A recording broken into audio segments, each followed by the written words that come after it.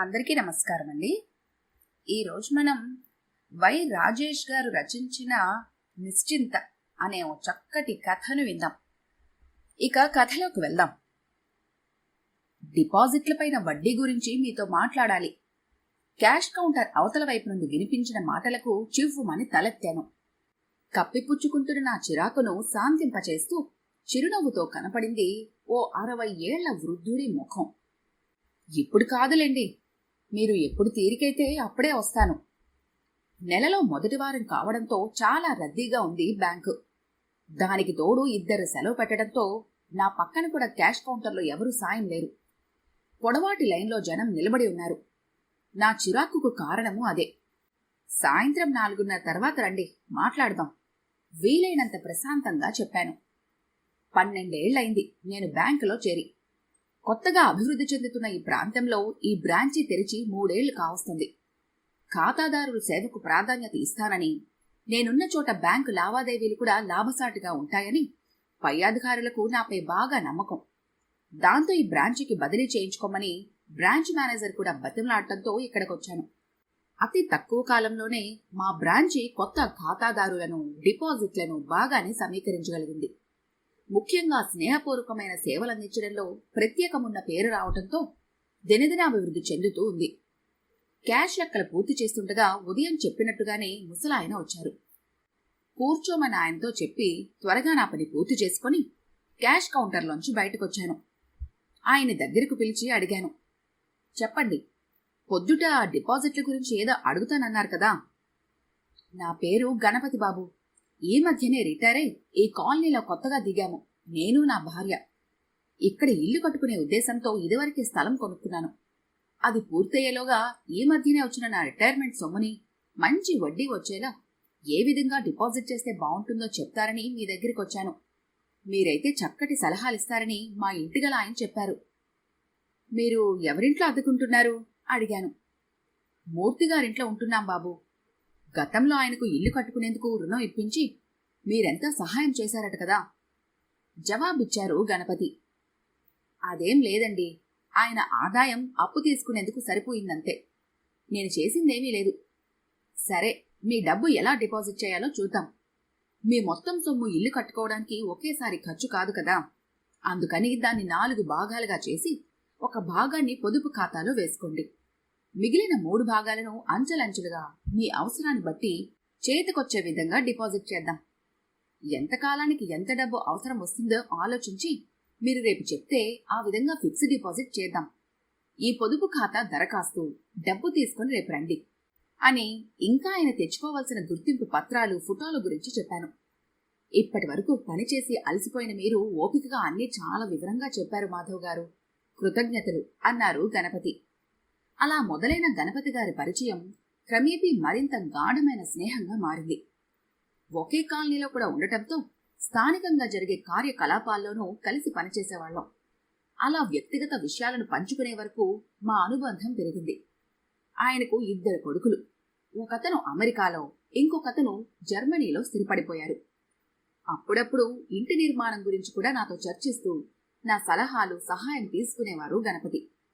మా శ్రీమతి కూడా ఆ దంపతులకు బాగా చేరిక కావటంతో వాళ్ళిద్దరూ మాకు అంకులాంటి అయిపోయారు. ఇల్లు కట్టడం పూర్తయి వస్తుండగా ఒకరోజు సతీ సమేతంగా మా ఇంటికొచ్చారు గణపతి గారు. ఏమయ్యా, ఊరెళ్ళొచ్చినట్టున్నావు? ఎలా ఉన్నారు అమ్మా నాన్న? లేదండి, ఊరికెళ్ళలేదు. ట్రైనింగ్ అని హైదరాబాద్ వెళ్ళొచ్చాను. వాళ్ళకేమండి, బాగానే ఉన్నారు. నిన్ననే అమ్మ మాట్లాడింది. హాయిగా మిథునం సినిమాలో బాలు, లక్ష్మిలా కులాసాగా కాలం గడుపుతున్నారు వాళ్ళు అన్నాను. కాసేపు మౌనంగా ఉండిపోయారు గణపతి. ఏంటంకులు ఆలోచిస్తున్నారు? కాఫీ తీసుకోండి. ఆంటీ, మీరు కూడా నవ్వుతూ పలకరించింది నా శ్రీమతి. ఏమీ లేదమ్మా, అన్నట్టు మా అబ్బాయిలిద్దరూ వస్తున్నారు. నువ్వు వాళ్ళలాంటి వాడవే. ఇంకా గృహప్రవేశానికి ముహూర్తం పెట్టకపోయినా మీ ఇద్దరికీ ముందుగానే చెప్తున్నాను. దగ్గరుండి అన్ని పనులు మీరే చూసుకోవాలి. ఇక్కడి పద్ధతులేవి మా అబ్బాయిలకు తెలియవు, కాబట్టి మీరే మా గృహప్రవేశాన్ని జరిపించాలి అని నా చేతిని ఆయన చేతిలో ఉంచుకొని నన్ను శ్రీమతిని చూస్తూ అర్ధింపుగా అడిగారు. మరో వారంలో గృహప్రవేశం ముందనగా వచ్చారు గణపతి. మా ఇద్దరు దొరలకి ఇక్కడికొచ్చే వీలు లేదటయ్యా మాధవ్. సెలవు దొరకలేదని, రాలేకపోతున్నామని ఫోన్ చేసి చెప్పారు. దిగులుగా అంటున్న గణపతి గారి కన్నుల్లో గిర్రున నీళ్లు తిరిగాయి. అయ్యో, బాధపడకండి అంకుల్. పోనీలేండి, అంత దూరం నుండి రావాలంటే వాళ్లకు కష్టమే కదా. ఊపిరాడని ఉద్యోగాలే ఉంటాయి. నేను చూసుకుంటానులేండి అన్నీ ఓదారుస్తూ చెప్పాను. శుభకార్యం చేసి పెట్టేందుకు కొడుకు కాకపోయినా కొడుకులను ఉన్నావయ్యా. కాని వాళ్ళు ఇలాంటి ముఖ్యమైన సందర్భాలకు కూడా రాకపోతే ఎలా చెప్పు? వాళ్ళు ఈ ముసలి అమ్మానాలను చూసి కొన్ని దశాబ్దాలు గడిచాయి. ఎప్పుడు రమ్మన్నా ఏదో ఒక సాకు చెబుతూనే ఉంటారు. రేపొద్దున నేను నా భార్య చచ్చినా ఇంతేనా? ఆవేశంలో ఆయన కంఠం మరింత రుద్ధమైంది. బాధపడకండి అంకుల్. ఈ ఉద్యోగాల బాధరాబద్దీ లేకుంటే తప్పకుండా వచ్చేవాళ్లేమోలేండి. అనునయంగా నచ్చచెప్పే ప్రయత్నం చేశాను. కోపంతో ఆయన ముఖం జేవురించింది. నువ్వు కూడా వాళ్ళని సమర్థించు. ఇక వాళ్ళు ఊసి నా దగ్గర ఎత్తకో అని 4 అడుగుల్లో గుమ్మం దాటి మళ్లీ అదే వేగంతో వెనక్కొచ్చి ఆవేశంగా చెప్పారు. నాకు ముందే తెలుసు, అందుకే నిన్ను సాయంగా ఉండమంది అని విసురుగా బయటకు నడిచారు. మొత్తానికి అనుకున్న రోజు రావటం, నిర్విఘ్నంగా ఘనంగా గృహప్రవేశం పూర్తి కావటం జరిగాయి. ఏ ఇబ్బంది లేకుండా అన్ని పనులు దగ్గరుండి చూసుకున్నాను. నా శ్రీమతి కూడా చేదోడు వాదోడుగా ఉండటంతో గణపతి దంపతులు ఎంతో సంతోషపడ్డారు. కొడుకులు రాని లోటును మీ ఇద్దరూ తీర్చారని చెప్పి ఎంత వారిస్తున్నా వినకుండా మా ఇద్దరికి కొత్త బట్టలు పెట్టారు. రాత్రయింది. బంధువులంతా ఒక్కొక్కరే వెళ్లిపోయారు. గణపతి గారు నేను కుర్చీలో కూర్చొని ఉన్నాం. నేను లెక్కలన్నీ పూర్తి చేసి డబ్బు లెక్కపెట్టి ఇస్తూ చెప్పాను. ఇది మిగిలిందంకుల్, నీ దగ్గరే ఉంచు మాధవ్. రేపు నా అకౌంట్లో వేద్దువుగాని అన్నారు ఆయన. రేపు నేను డ్యూటీకి వెళ్ళనంకుల్, తల అడ్డంగా ఊపుతూ చెప్పాను. అయ్యో, ఇంకా ఎందుకయ్యా ఈ సెలవులన్నీ వృధా చేసుకుంటావు? ఇక్కడ పెద్ద పనులేమీ లేవు కదా. అయినా నేను చేసుకోగలంలే సంజాయిషీగా అన్నారు ఆయన. లేదండి, మీ గురించి కాదు, నేను మా ఊరెళ్ళొద్దామని. సంతోషంతో ఆయన ముఖం విప్పారింది. ఓ, అదా సంగతి. తప్పకుండా వెళ్ళిరా. ఉదయాన్నే జన్మభూమి ఎక్స్ప్రెస్లోంచి రాజమండ్రిలో దిగాను. బస్టాండ్ నుంచి కోనసీమలోని మా కుగ్రామానికి బయలుదేరేందుకు సిద్ధంగా ఉన్న బస్సు ఎక్కి కూర్చున్నాను. బస్సు కదలగానే కళ్ళు మూసుకున్నాను. నాకు నిద్ర పట్టలేదు. ఏవేవో ఆలోచనలు. నాకు గణపతి గారి కొడుకులకు పెద్దగా తేడా ఏమీ లేదు. వాళ్ళు ఎక్కడో దూరంగా ఉన్నారు. నేను 6-7 గంటల ప్రయాణం దూరంలోనే ఉన్నా కన్నవాళ్లను చూసి 10 ఏళ్లు పైనే అయ్యింది. బాగానే ఉన్నారు కదా అని ఒక ధీమా.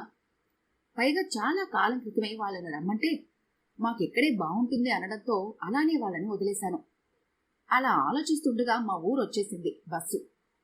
ఇంటికెళ్తూనే గుమ్మంలోని ఎదురొచ్చిన అమ్మ బోరుమంటూ ఏడ్చింది.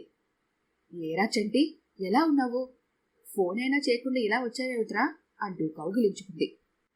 లోపలికి అడుగు పెడుతూనే స్థానువయ్యాను. దివాన మంచం మీద పడుకున్న నాన్నను చూసి. చక్కటి ఆరోగ్యంతో తిరిగాడే నాన్న బక్క చిక్కిపోయిన స్థితిలో చూడగానే నా కళ్ళు జలజలా వర్షించాయి.